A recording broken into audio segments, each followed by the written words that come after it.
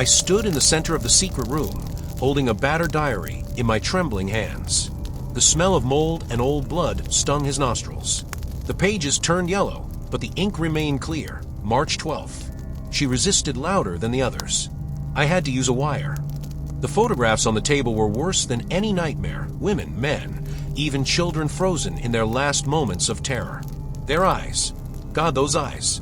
The crunch of gravel outside the window made me flinch. The neighbor's truck, a rusty Ford from the 70s, was slowly pulling into the yard. The door of the cab creaked, and he got out tall in a greasy cowboy hat with a heavy cloth bag in his hand. I froze, pressed against the wall. My heart was pounding, as if it wanted to burst through my ribs. He walked towards the house, whistling, "Oh, Susanna," a melody that now sounded like a funeral march. I went down to the living room, trying not to creak the floorboards. The thought was throbbing in my head, he knows I'm here. But it was too late to run. The doorknob turned, and cold air rushed into the room with it. "Hey kid," his voice sounded like the creak of unoiled hinges. "I see you found my collection." He dropped the bag on the floor. A bloody axe rolled out of it, followed by a woman's shoe with a broken heel. "Your dad also liked to pry into other people's business." He took off his hat, revealing a scar that crossed his forehead all the way to the bridge of his nose. I had to arrange an accident for him. I was shaking. I remember my father's funeral, a closed coffin, my mother whispering, "It's better not to look." And the doggy. "Rex, isn't it?" He grinned, pulling a studded collar out of his pocket. My Rex. He barked too loudly when I was carrying the calf out of the barn. Nausea rose in my throat. I rushed to the kitchen, but he was faster. His iron-gloved hand clutched at my throat. "Take your time," he hissed, pressing the knife blade against my cheek. "You want to know where I hid the bones, don't you?" He dragged me into the basement, the stairs creaking under the weight of his boots. The ceiling light flickered, illuminating a concrete table with straps, a toolbox, and a wall riddled with notches. Hundreds of dashes, like in a prison cell. "This is where your father has spent the last 5 hours. He ran his finger over a dried spot on the table. "He begged me to let you go with your mother." I lunged, kneed him in the groin. He growled, and the knife fell from his hand. I grabbed it and stabbed it into my neighbor's side. Warm blood splashed onto his face. "You son of a bitch." He fell to his knees, grabbing my leg. I ran upstairs, but the roar of the engine was already rushing into the living room. Headlights flashed outside the window. It was my car. Keys. I left them in the ignition. Jumping out of the window, I fell into the bushes, scratching my hands on the thorns. The neighbor's truck roared out of the yard. I squeezed into my car, pressing the gas to the floor. He chased me down a country road, tossing the truck from side to side. The radio in his cabin crackled, a message about an attack on the duty officer at the entrance to the forest. So the police are already close. At the turn, I turned sharply into a field, hiding behind a pile of old tires. The truck sped past, its headlights disappearing into the darkness. I was gasping for breath trying to dial 911 when a rear impact knocked the car onto its side. He was standing over the windshield with a bloody stomach and an axe in his hands. "Did you think you'd run away?" His laughter turned into a cough. "All roads here lead to me." The glass cracked from a first impact. The axe blade bit into the glass, and fragments rained into the cabin. I covered my face with my hands, feeling the cold air rushing in through the crack. The smell of gasoline mixed with the coppery taste of blood on my lips. "Come out, puppy." The neighbor croaked, pulling out the axe for another blow. His breathing was hoarse, uneven. The knife wound was making itself felt. I reached for the passenger seat, and my fingers found the cold metal under the seat cover. Thurlet. My father always kept it there in case of a breakdown. Ducking down, I yanked on the seat lever, freeing up access. The axe crashed down on the windshield again, and this time the blade pierced through it, stuck in the plastic. The neighbor pulled the axe handle, trying to free the weapon. This was my chance. I raised the tyrlith with both hands and hit his fingers, which were still gripping the hilt. The bone cracked, and he howled, letting go of the axe. I climbed out through the broken window, falling on the gravel, and immediately got hit in the ribs by a boot. "You bastard." He grabbed my hair, lifting my head off the ground. His face, distorted with rage, was bruised from the fall. "Do you think you're the first one who tried to stop me?" The edge of a photograph was sticking out of his jacket pocket. Mom. Her face, outlined in red marker. There is the same horror in the eyes as the victims in the diary. I lunged forward, sinking my teeth into his wrist. He screamed, unclenching his fingers, and I hit him in the kneecap with a turlite. The cartilage snapped like a broken branch. He collapsed to the ground, clutching his leg. I ran to the truck and jumped into the cab. The keys were in the ignition. He always left them there, confident of his impunity. The engine roared as I released the clutch and shot forward. In the mirror, he was hobbling after me, brandishing a bloody knife. I turned onto the main road, pressing the accelerator pedal to the floor. A country song started playing on the radio, and I turned it off, trying to dial 911 with shaking hands. Beeps. Damn, there's no signal. The road wound between sparse pines, the lanterns were left far behind. Suddenly, something big flashed in the headlights. A bag of trash? No. Body. A woman in a torn dress was lying across the asphalt. I turned the steering wheel sharply, the truck skidded, and I crashed into a bump. His head hit the steering wheel. A warm trickle immediately appeared on his forehead. I staggered out and approached the body. Help. Her voice was barely a whisper. She pressed her hand to her stomach, where blood was oozing out. The eyes rolled back, the lips moved, trying to say something. I leaned closer. He's back, she whispered. And then I heard the roar of an engine. His truck was speeding down the oncoming lane, the lights blinding like the eyes of a predator. I jumped into the ditch, dragging the woman with me. The wheels sped inches away from us, splattering mud. I took off my jacket, pressing it against her wound. I'll call you now, but she was no longer breathing. The truck had turned around, and now it was coming straight at us. I ran towards the forest, stumbling over the roots. Branches whipped at my face, but I didn't stop. The bushes crackled behind him as he followed my trail. I'll find you. His voice echoed through the trees. I'll cut off my fingers first, then my eyes. I came across an old hunting tower, barely visible in the dark. The ladder creaked under my weight, but I clambered up, holding my breath. He came out into the clearing, slowly turning his head. There's a knife in his hand. In the other, there was a lantern, the beam of which crawled along the trunks. His head hit the steering wheel. A warm trickle immediately appeared on his forehead. I staggered. He kicked the bottle on the ground. Or I'll go back to town and find your girl. Cindy, isn't it? A chill ran down my spine. Cindy, the sister who stayed in the college dorm. He knew, so he was watching. All these years. I grabbed a rusty iron bar lying on the floor of the tower and jumped down. The bar hit his shoulder with a thud, and we both fell to the ground. He cursed, trying to grab me by the throat, but I twisted away, kneed him in the stomach. A bunch of keys fell out of his pocket, dozens of identical iron keys with tags. On the nearest one was written in black marker, barn number 3. You will never find them, he wheezed, wiping the blood from his chin. I grabbed the keys and ran in the direction he had come. Branches whipped at his face, and somewhere ahead he could hear the sound of water. The river. If so, this is a chance to wash away the traces. But the forest suddenly stopped. I stopped at the edge of a pool-wide pit. At the bottom, among the garbage and animal bones, there were plastic bundles sticking out. One was torn, and a child's hand was peeking out, fingers clenched into a fist. On her wrist is a pink bracelet with beads. Laura from my class, who disappeared 5 years ago, wore the same ones. Do you like my kindergarten? He was standing 10 paces away, limping. The knife in his hand glittered in the moonlight. Every tree here is soaked in their blood. I stepped back, but the bushes rustled behind me. A dog came out of the darkness. No, my Rex.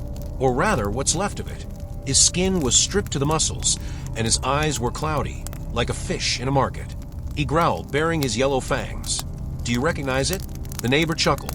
I left his larynx so I could bark goodbye. Rex lunged at me. I jumped out of the way, and he crashed into his neighbor. They rolled on the ground, the dog's mouth digging into his forearm. Taking advantage of the moment, I ran to the pit, grabbed the first bundle I saw, and pulled out a woman's wallet. Driving license, Martha Gray, 34 years old. The photo matched one of the victims in the diary. Hey, I shouted, waving my wallet. The police are on their way. They're going to dig up this place.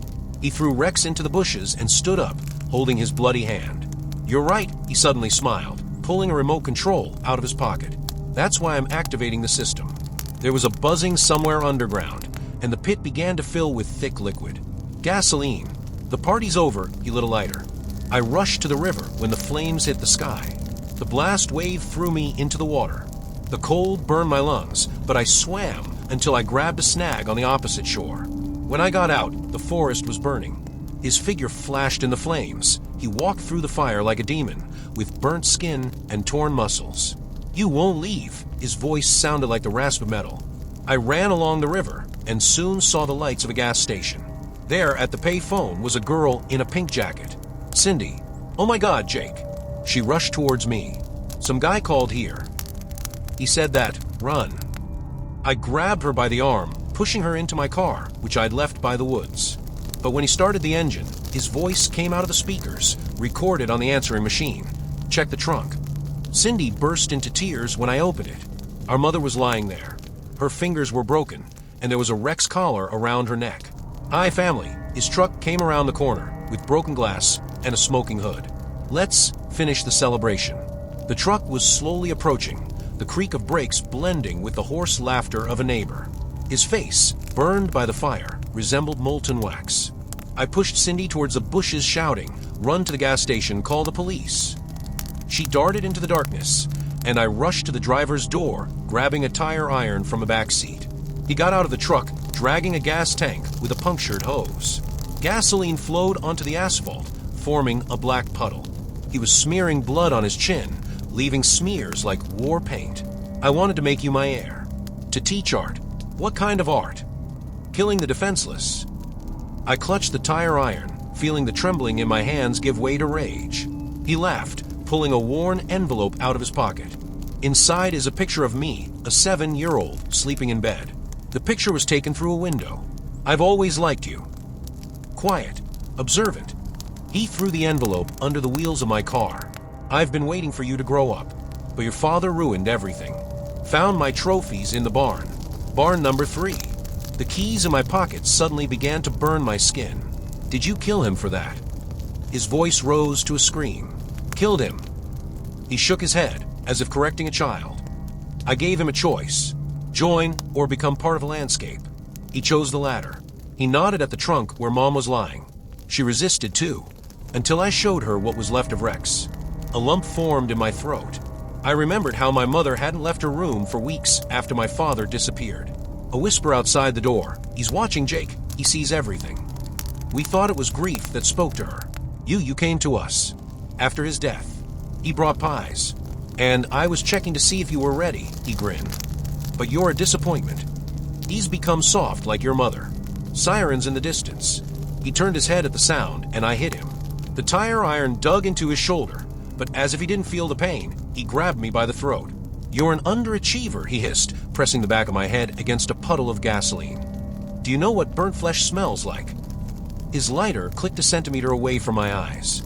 Shot. His body jerked, and he collapsed onto his side. Cindy was standing 10 meters away, holding a smoking gas station attendant's pistol.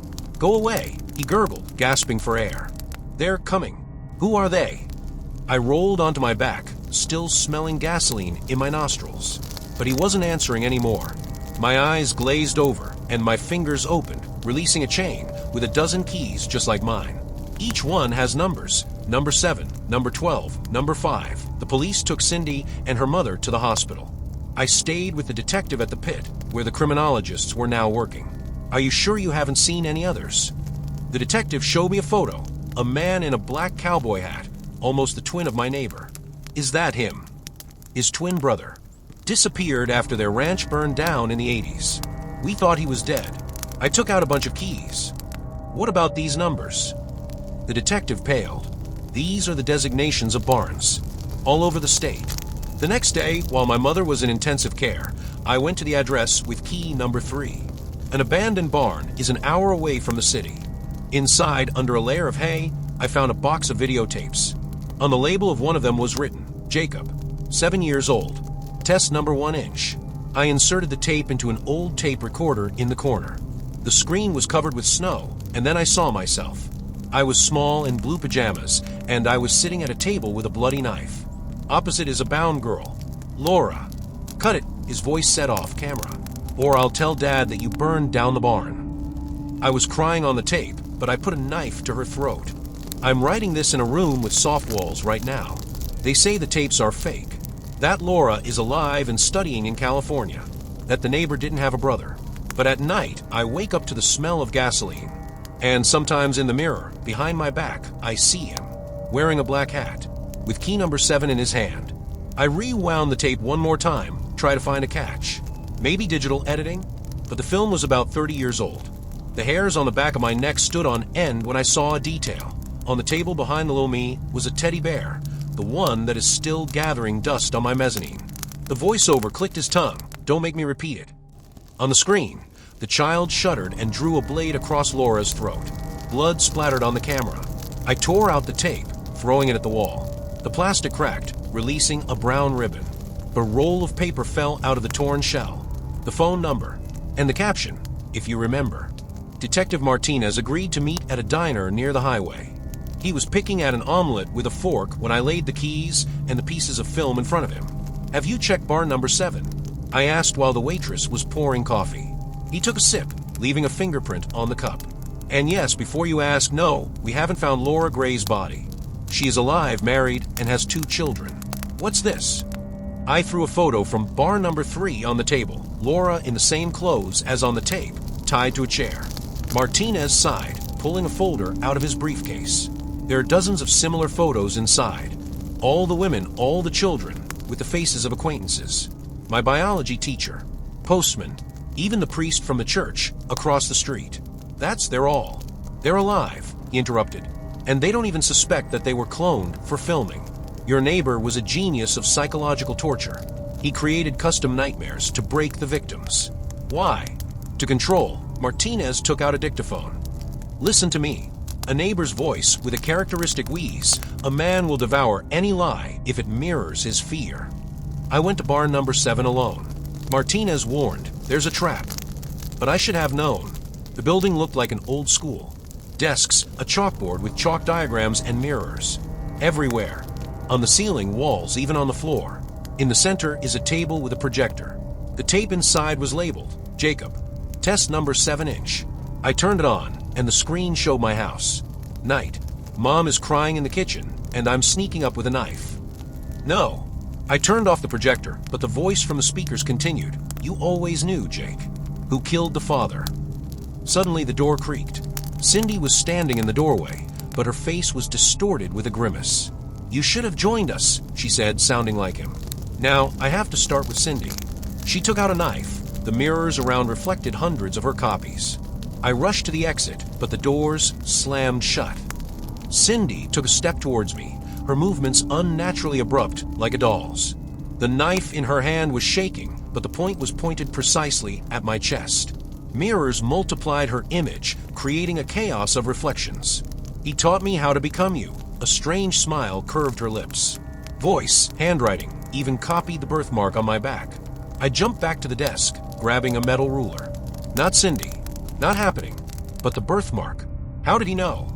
You checked the trunk. She circled around, hitting the mirrors with her knife. The crackle of glass blended with her laughter. Have you checked on your sister? I remembered Cindy in the hospital when she was 6. Appendicitis. The scar under her rib. I looked at her stomach, smooth skin. It's a fake, I whispered. But very diligent, she rushed forward. The ruler met the blade. Sparks fell to the floor. I kicked her in the knee, and she fell, dropping the knife. The mirrored floor cracked beneath us, and we fell through. Darkness, the smell of dampness and formalin. I turned on my phone flashlight. Shelves with jars where pieces of bodies floated in the murky liquid. Hands, eyes, tongues with tattoos. There are rows of faces on the shelf. Mom, father, me. Cindy was lying in a pool of blood, her leg pinched by a piece of pipe. The mask on her face cracked, exposing the scars and wires under her skin. He changed me. Her real voice was hoarse, feminine, but not Cindy's. To make you believe. Who are you? I sat down next to her, avoiding looking at her bent knee. Number 14, she sobbed, pulling a photo out of her pocket. A girl with a baby in her arms. He kidnapped us a year ago. Stephanie and Lizzie. Have you found them? I shook my head. She covered her face with her hands. Then they're in bar number 12. There's a nursery. Detective Martinez broke in with the group an hour later. While they were taking out number 14, I rummaged through my neighbor's desk. Blueprints of operations, diaries describing improvements, and an envelope with tickets to Mexico addressed to my father. "Look," I said, showing Martinez the stamp on my passport. My father flew to Mexico City a week after his murder. Maybe he ran away. Martinez rubbed the bridge of his nose. Or it's part of the play. We found a flash drive in the pocket of jacket number 14. The video inside left me speechless. My father in a surgical mask, helping a neighbor, sew Cindy's face to number 14. I put my hands on the table. There was a calendar with dates on the wall, in front of me. Last mark, tomorrow. And the caption, final. Everyone to the cinema. The Paradise Cinema has been closed since the 90s. We entered through a gap in the wall. The screen flickered, showing a home video of me, my father, and a neighbor grilling a barbecue on my 10th birthday. Do you remember? The father came out of the shadows, alive. He was wearing the same bloodstained apron. You asked me to teach you to be strong. You're lying. I retreated to the exit, but the doors were blocked. Why do you think you were guarding that room? He approached, holding my childhood diary in his hands. Today Uncle Roy showed me how to cut up rabbits. Dad praised it. The screen changed frames. At the age of 15, I was hiding a bloody baseball cap under my bed. Laura's baseball cap. You've erased my memory. My father put his hand on my shoulder. But everyone remembers the tapes. Join us, or die a hero of lies. Live broadcasts appeared on the screen. Cindy in the hospital room, Mom on a ventilator, and hundreds of people in front of screens all over the city. Choose, his father whispered. Their lives or your truth. I looked at the screen. Cindy was tossing and turning in a hospital bed, and a syringe with a clear liquid was connected to her foreline. Mom lay motionless, only her eyes darted wildly under her eyelids. The father clicked on the remote control, turning up the volume. The screams of people in the cinema poured out of the speakers. You're not capable, he shoved the knife at me. I've been hiding behind my mom's skirt all my life. Prove that you are my son. The blade flashed in the light of the projector. I remembered the tape of Laura. Cut it, or I'll tell Dad. His hand reached for the blade, on its own. My father grinned at me. That's it. I stabbed him in the thigh, grabbed the gun from his belt, and shot at the projector. The screen went blank, but the screams did not subside. They came from speakers throughout the hall. Where are they? I put the gun to his temple. Real viewers. He laughed, clutching at the bleeding wound. Look under the seats. I peeled off the upholstery of the first row. Under our wires camera speakers. No hostages. The entire cinema was a giant recording studio. He leaned against the wall, pulling a detonator out of his pocket. Do you remember how we used to scare Mom with fireworks in the basement? The button on the device was marked with a radiation sign. He stroked the detonator like it was a kitten. The virus. With the air exchange of the cinema, it will disperse around the city in an hour. Do you still want to be a hero? Sirens outside. Martinez was shouting through a megaphone, demanding to surrender. The father raised the detonator. The choice is simple. Kill me, and the city will die. Let me go, I'll leave, and you'll stay. A gunshot shattered the silence. His hand with the detonator shuddered and opened. I caught the device in midair as it sank to the floor, gasping for air. Martinez's bullet hit him squarely in the heart. Stupid, his father croaked. You now. He wheezed, and his eyes glazed over. Now I'm sitting in a prison paddy wagon, listening to Martinez lie to the press. The terrorist attack has been prevented. Only one criminal died. They didn't find the virus. Or they didn't want to, but I found it. There was a flash drive with a single file in the detonator, vaccine.zip.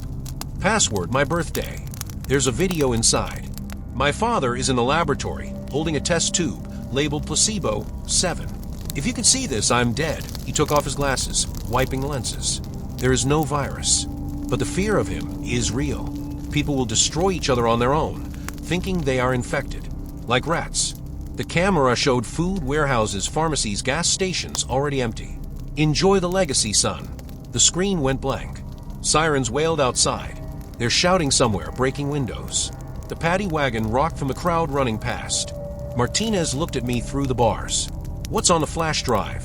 I opened my fingers. Empty. Nothing. Burned out. He sighed, taking out his keys. Then come out. The city needs a hero. The door opened. I stepped onto the asphalt, where people were fighting over a bottle of water. Someone recognized me by pointing a finger. It's him. The one who started it. The first stone missed the head by a centimeter.